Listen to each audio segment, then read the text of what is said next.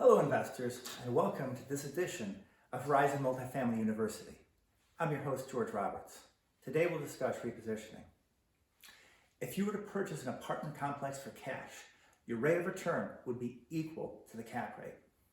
With cap rates in many markets in the low to mid-single digits, these rates of return simply don't entice most investors. That's what I love about repositioning. It's a great way to generate outsized returns. And in repositioning, you're going to take an apartment of one class, for example, maybe C, and you're going to renovate it to higher class quality. In so doing, you're going to increase the market value, and that increase is going to be directly proportional to the increase in net operating income. To calculate NOI, you're going to take the revenue and subtract the operating expenses. Notice that you're not going to subtract the cost of capital, which will fluctuate with interest rates. Once you know the NOI, you can use the NOI to calculate the property value. You're going to use this by dividing by the cap rate in your market. When you execute a reposition, you're going to actually force appreciation, okay? And what that means is that the amount of appreciation you're going to see is going to be equal to your exit NOI minus your purchase NOI divided by the cap rate. Now, let me tell you why it's so wonderful to have the property value determined by the NOI. It's because everything in the NOI equation is under your control. If you're able to renovate and increase rents, you increase the NOI. If you fix leaky faucets and decrease expenses, that also increases NOI. In fact, anything you do to improve the efficiency of your property will improve your NOI. And this is not the case with single-family homes. If you were to execute a flip, you'd find that the sale price had a hard upper bound determined by the comps in your area.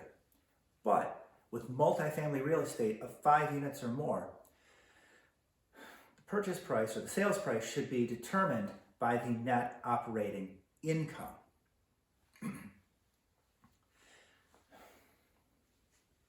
Now, if you're going to calculate your forced appreciation, there's a shortcut. If you assume constant expenses, you can simply take the increase in revenue and divide that by the cap rate. Now, take an example of a 150 unit complex. If you're able to increase rents by $200, that's $200 times 150 units times 12 months. That's $360,000. But that's just the increase to your NOI.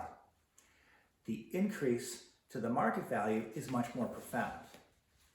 When you divide by a cap rate of, in this example, 5%, you'll find that you've added $7.2 million to the market value of your property. Now, this is why apartment repositioning is the business to be in.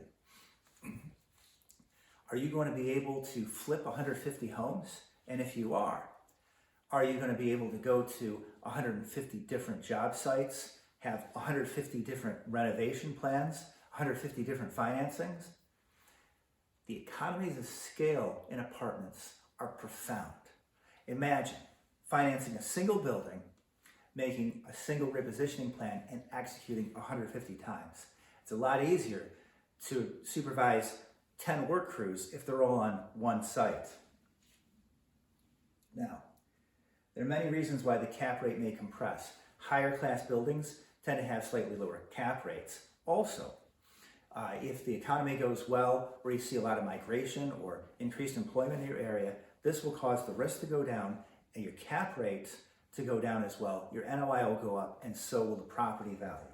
If you're able to exit at a lower cap rate, you may find that your profits are actually amplified.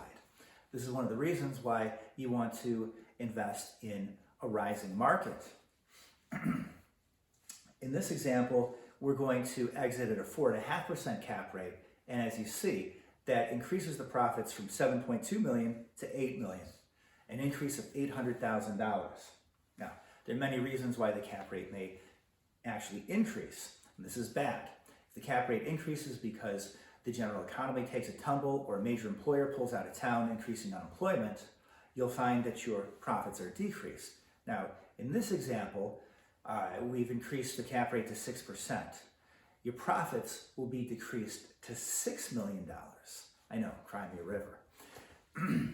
Now, make sure that when you stress test your deal, you want to stress test in many different ways. Here we're just showing stress testing through increased cap rate. Make sure you don't try just 1%, but maybe 2 and 3% as well.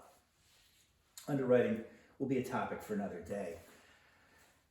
Make sure that when you make your budget for repositioning, that you save some money for the exterior of the building, for common areas, and for landscaping. And the reason for this is that you need curbside appeal.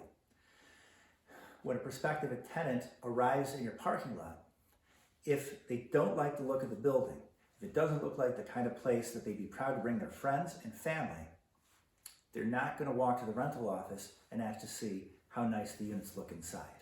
Make sure that you take care of curbside appeal. Now, let's cover some of the pitfalls of repositioning. Suppose that you do poor market research. Well, then you're not going to be able to actually charge your projected rents, and your projected rate of return will suffer. If the economy takes a tumble or a major employer pulls out of town, the cap rates are going to go up and market values are going to go down. One way that you can mitigate this risk is by not investing in areas that have a single large employer. These areas should have a higher cap rate because they are, in fact, more dangerous, risky. Another thing that could happen is that in general, you could have migration into the area, which is good, or out of the area, which is bad. Again, consider the area you're investing in. If crime goes up, that will definitely drive the cap rates up and your returns down. Finally, don't fall in love with the property. You're not married to it. Make only improvements that tenants are willing to pay a premium for. And I say this on humanitarian grounds. Executing a successful reposition is one of the best ways that you can improve the lives of tenants. And you can only do that if you stay in business.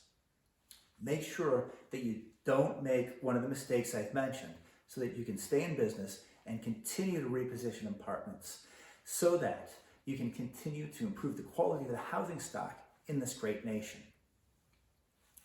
Now, time to join the discussion. Have you executed a successful reposition? I'd like to hear about it in the comments below. Have you made one of the mistakes I mentioned? Tell me what you've learned. Or perhaps you executed a reposition and you made a mistake that I didn't mention. I'd like to hear about that as well. Now, if you like this video, don't forget to hit subscribe. Thank you, investors, and happy repositioning. This video is provided for informational purposes only. It should not be relied upon as legal or accounting advice. Your individual situation is bound to vary.